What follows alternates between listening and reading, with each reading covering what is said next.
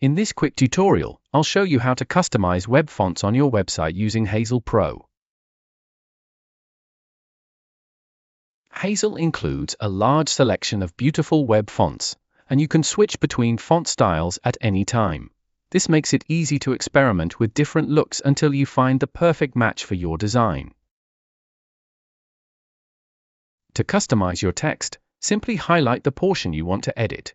You can mix multiple web fonts, sizes, and colors within the same text box, giving you complete creative control.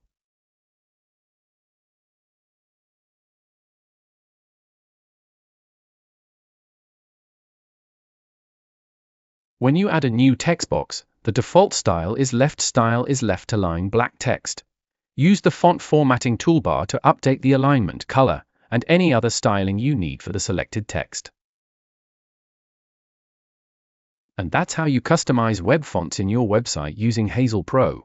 Thanks for watching, and be sure to check out the other videos on this channel for more web design tips.